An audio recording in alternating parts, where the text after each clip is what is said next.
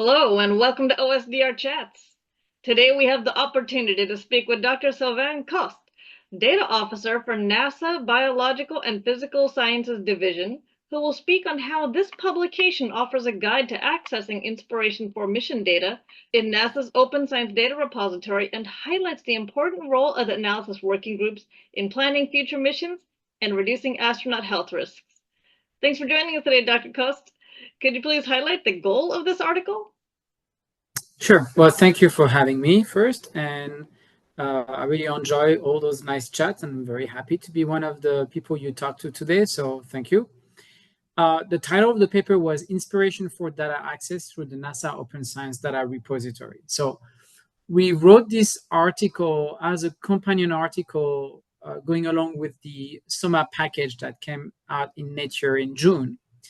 And the package had about 44 papers in Nature Press. Some of them were in Nature Com, some were in Nature. The whole spectrum of journals that Nature has, right? And the emphasis was on Inspiration4 mission. So Inspiration4 was a mission with 2 male and 2 female civilian astronauts, something that we had never encountered before. It's the first time we actually store and distribute that kind of data anywhere in the world. So it was a big new one for us. And there was a lot of work that took place to host this data in the past.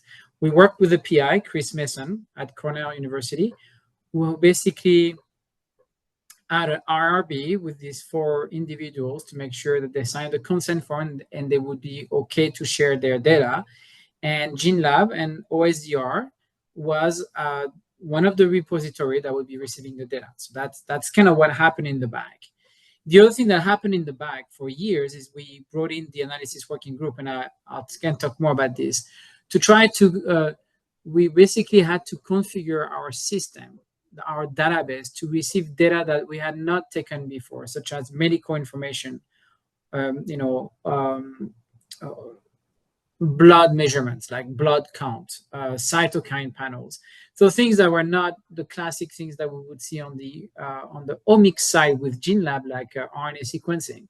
So we felt it was important writing a very small article, kind of a vignette, trying to show very quickly how you access these human data in the context of this paper, and browse them, and even do analysis with them. So that was the exercise, and the paper was trying to first explain, give the context of Inspiration4, kind of what I just did, and then provide some, guidance on the structure of how we present these data with or without omics.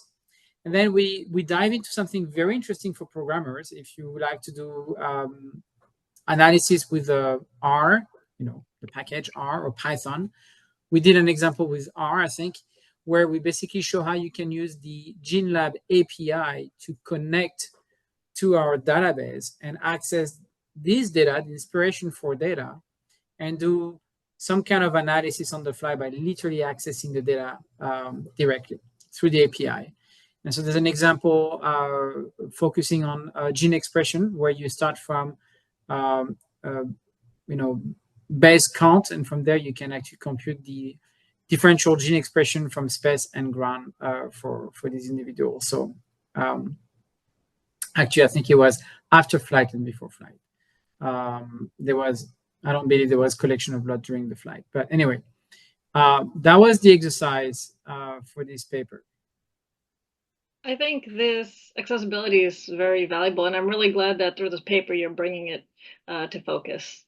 My second question is, how did the Open Science Data Repository itself or the analysis working groups help contribute to this publication? Yeah, so I kind of briefly mentioned the analysis working group in my first answer, so I can dive a bit more into it. Because we're exposed to new kind of data, like again, cytokine panel, blood count, whole body count, whole blood count. We had to call in the community to see what would be when we ingest this data set, we want to make sure that the metadata are as complete as possible. And let me back up here a bit. The goal of OSDR is to be FAIR, which stands for findable, accessible, interoperable, and reusable. So FAIR is the gold standard for database. And so one important thing to be fair is to make sure that the data we are taking in have metadata, which is the data about the data, the details about the data. So things such as what instrument was used to take these images, or how did you get these numbers? So that information is critical. And because we're not expert in everything, as we got this new data, we worked with the analysis working group for 2 years.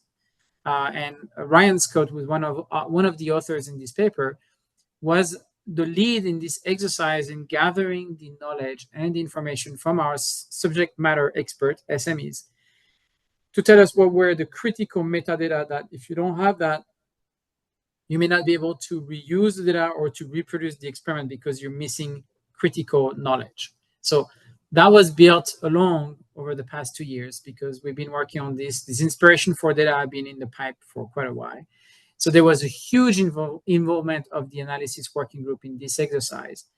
And that is actually in this paper because you can see in our paper the metadata structure that we built over the years. Of course, we're not giving the full all the new metadata and all the new asset that we have ingested over the past 2 years, but it gives you a glimpse of the work that was done with the analysis working group. Great. Thanks for sharing your time and your collaborative experiences with us and with our viewers. Thank you for the great questions and for the great work you're doing for OSDR. And to our audience out there, you can learn more about the Open Science Data Repository and how to join the analysis working groups with the links provided in the description section below. Thank you and have a great day. Bye, guys.